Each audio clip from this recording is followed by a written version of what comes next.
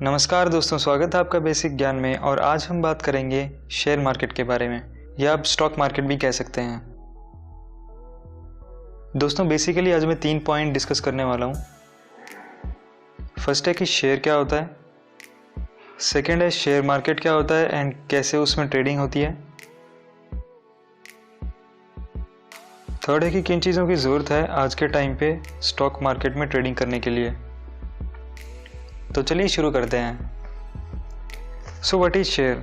दोस्तों किसी भी बिजनेस को स्टार्ट करने या ग्रो करने के लिए कैपिटल यानी पैसे की ज़रूरत होती है, और वो भी बहुत सारे पैसे, जिसके लिए कंपनी के छोटे छोटे हिस्से कर दिए जाते हैं जिसे हम शेयर्स कहते हैं, और उन्हें पब्लिक को बेच दिया जाता है। फॉर एग्जाम्पल सपोज एक बिजनेसमैन है मिस्टर एक्स। इनकी एक कंपनी है जिसका नाम है ABC, जिसकी वैल्यू है 50 लाख रुपए, और ये अपने बिजनेस को ग्रो करना चाहते हैं, जिसके लिए इन्हें 40 लाख रुपीस की और ज़रूरत है।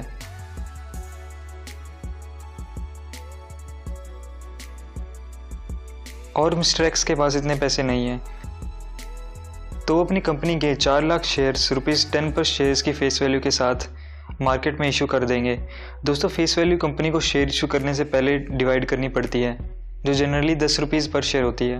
अब जो पब्लिक है वो ABC कंपनी के शेयर्स खरीदेगी और मिस्टर एक्स को मिल जाएंगे 40 लाख रुपए बिजनेस की ग्रोथ के लिए।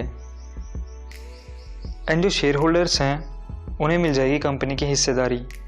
पर इसमें जो शेयर होल्डर्स हैं उनको फ़ायदा कैसे होगा, क्या उन्हें कंपनी प्रॉफिट देती है, इसके बारे में आज दोस्तों आगे बात करेंगे। पहले हम जान लेते हैं शेयर मार्केट क्या होता है।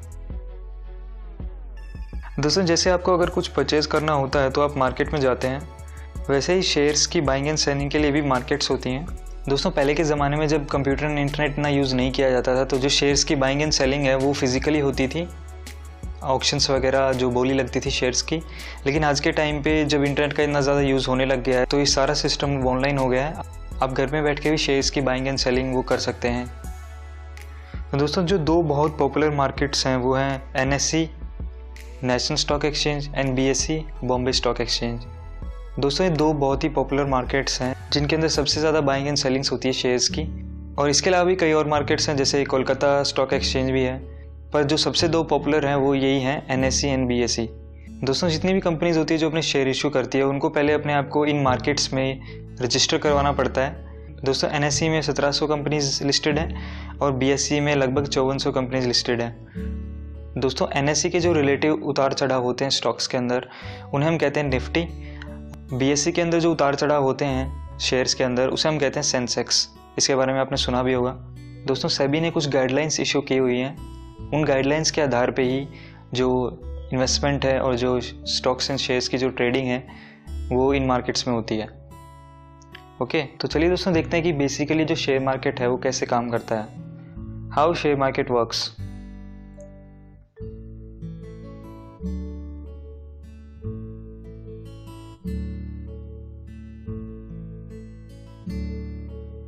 दोस्तों सपोज कीजिए ये BSE है, कंपनी पहले अपने आप को BSE में रजिस्टर करती है। एंड जो फाइनेंशियल ब्रोकर्स हैं वो भी शेयर मार्केट्स के लिए काम करते हैं एज ए एम्प्लॉय, उनका उसमें कमीशंस होता है। दोस्तों फाइनेंशियल ब्रोकर्स होते हैं जो पब्लिक होती है, जिनको शेयर्स और स्टॉक्स की नॉलेज नहीं होती है कि कौन सी कंपनी में इन्वेस्ट करना चाहिए, कौन सी कंपनी में इन्वेस्ट नहीं करना चाहिए, तो वो आपको एज ए एडवाइस देते हैं और आपके लिए जो बाइंग एंड सेलिंग है उसका काम भी करते हैं वो, और बदले में आपसे कमीशन लेते हैं। दोस्तों ज़्यादातर जो लोग हैं जो वो स्टॉक ट्रेडिंग स्टार्ट करते हैं, तो वो फाइनेंशियल ब्रोकर की हेल्प लेते हैं, क्योंकि उनको इतनी जानकारी नहीं होती है इसके बारे में। तो एक बेटर ऑप्शन रहता है कि आप फाइनेंशियल ब्रोकर्स की हेल्प लें। दोस्तों सपोज कीजिए मिस्टर B हैं, उनको इतनी नॉलेज नहीं है शेयर एंड स्टॉक्स के बारे में, तो वो कांटेक्ट करेंगे फाइनेंशियल ब्रोकर को शेयर्स खरीदने के लिए, और फिर जो फाइनेंशियल ब्रोकर है वो मिस्टर C को कांटेक्ट करेगा उनके शेयर्स खरीदने के लिए। अगर मिस्टर C बेचने में इंटरेस्टेड हैं तो वो फाइनेंशियल ब्रोकर को कांटेक्ट करेंगे अपने शेयर्स बेचने के लिए, और वो फाइनेंशियल ब्रोकर जैसी रिक्वायरमेंट है मिस्टर B की, उनको उसके हिसाब से कांटेक्ट करेगा वो शेयर्स परचेज करने के लिए। अगर दोस्तों मिस्टर B को सारी नॉलेज है मार्केट के बारे में, तो वो डायरेक्टली भी मिस्टर C के साथ परचेज कर सकते हैं, तो फाइनेंशियल ब्रोकर को उनको कमीशन नहीं देना पड़ेगा। तो दोस्तों ऐसे जो है बेसिकली शेयर मार्केट काम करता है। तो दोस्तों अब बात करते हैं कि जो शेयर होल्डर्स है वो प्रॉफिट कैसे कमाते हैं। दोस्तों जब एक पर्सन एक कंपनी के शेयर्स खरीदता है तो उसमें कोई खास लिमिट नहीं होती है। आप एक छोटी अमाउंट से भी स्टार्ट कर सकते हैं, लाइक 500 रुपये से भी स्टार्ट कर सकते हैं और करोड़ों में भी जाती है वो। तो उसी हिसाब से दोस्तों जो ओनरशिप राइट्स हैं और जो अदर वोटिंग राइट्स हैं या फिर बहुत तरह के राइट्स होते हैं वो उन्हीं शेयर होल्डर्स को मिलते हैं, उनका जो शेयर का प्रोपोर्शन है उसके हिसाब से। तो मैं आपको एक एग्जांपल देके समझाता हूँ दोस्तों कि जो ये कंपनी का बहुत छोटा सा हिस्सा परचेज़ करते हैं वो इससे कैसे प्रॉफिट कमाते हैं। तो कंपनी ABC का एग्जांपल लेते हैं दोस्तों। इसकी फेस वैल्यू है ₹10।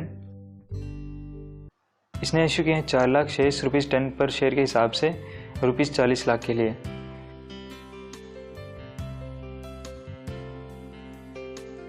और मिस्टर B हैं जिन्होंने 1000 शेयर्स खरीद लिए 10 रुपये के हिसाब से 10,000 रुपये में।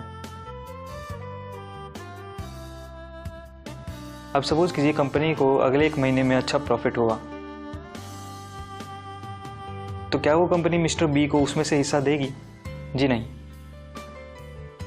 तो मिस्टर B अब प्रॉफिट कैसे कमाएंगे?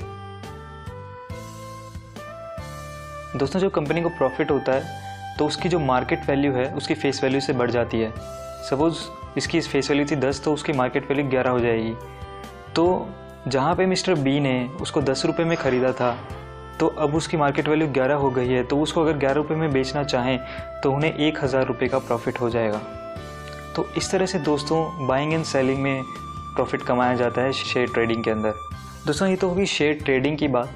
इसके अंदर लॉन्ग टर्म इन्वेस्टमेंट्स भी होती हैं और बहुत तरह की इन्वेस्टमेंट्स होती हैं, म्यूचुअल फंड्स वगैरह और भी बहुत टाइप की इन्वेस्टमेंट्स होती हैं। लेकिन बेसिकली अगर मैं बात करूं तो शेयर ट्रेडिंग में ऐसे ही जो शेयर होल्डर्स है वो पैसा कमाते हैं। रोज़ की रोज़ शेयर्स खरीदे जाते हैं, रोज़ की रोज़ बेचे जाते हैं जब उनके दाम बढ़ जाते हैं। और जिस तरह से इन्होंने प्रॉफिट कमाया है दोस्तों, वैसे ही अगर कंपनी को सपोज कीजिए लॉस हो गया तो जो मार्केट वैल्यू है वो कम हो जाती है, उसकी कम वैल्यू पे उसको बेच देते हैं तो आपको लॉस हो जाता है। तो ऐसे ही इसमें ये प्रॉफिट एंड लॉस का सिस्टम काम करता है।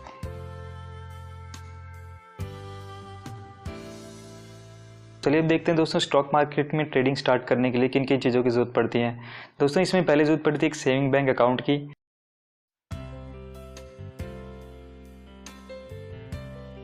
उसको हमें अपने डीमैट अकाउंट से लिंक करना पड़ता है। डीमैट अकाउंट हमारा एक अकाउंट बन जाएगा ऑनलाइन, जिससे हम जो हमारे जो डिटेल्स हैं हमारे शेयर स्टॉक से रिलेटेड वो हम सारी उसमें देख पाएंगे ऑनलाइन, कहीं से भी इंटरनेट के एक्सेस के थ्रू हम वो देख सकते हैं। ट्रेडिंग अकाउंट में दोस्तों जितनी भी हमारी परचेजिंग एंड सेलिंग होती है शेयर्स की, वो जितनी भी ट्रांजैक्शंस है वो ट्रेडिंग अकाउंट से होती हैं। और अगर हमें जो प्रॉफिट और लॉस हो रहा है वो हमारे डीमैट अकाउंट में फिर शो हो जाता है। सपोज़ कीजिए हमें प्रॉफिट हो रहा है तो हमारा वो प्रॉफिट हमारे डीमैट अकाउंट में पहले ट्रांसफ़र होता है और फिर वो डीमैट अकाउंट से अगर हमारे जो हमें अर्निंग हुई है वो अर्निंग अगर हम अपने सेविंग बैंक अकाउंट में ट्रांसफ़र करना चाहते हैं तो वो हमारे डीमैट अकाउंट से ट्रांसफ़र होती है। तो दोस्तों इन्हीं चीज़ों की ज़रूरत होती है स्टॉक मार्केट में ट्रेडिंग करने के लिए। और एक बहुत मेन चीज़ है दोस्तों वो है नॉलेज। तो चलिए दोस्तों आज की वीडियो में बस इतना ही। अगर आपको ये वीडियो पसंद आया तो इसे लाइक कर दीजिएगा और अपने फ्रेंड्स के साथ शेयर कर दीजिएगा। और अगर आपका कोई क्वेश्चन है तो आप नीचे कमेंट बॉक्स में पूछ सकते हैं। और दोस्तों अगर आपने हमारे चैनल को अब तक सब्सक्राइब नहीं किया तो उसे सब्सक्राइब कर लीजिए एंड बेल आइकन को भी दबा दीजिए न्यू वीडियोज़ की नोटिफिकेशंस के लिए। And thanks for watching.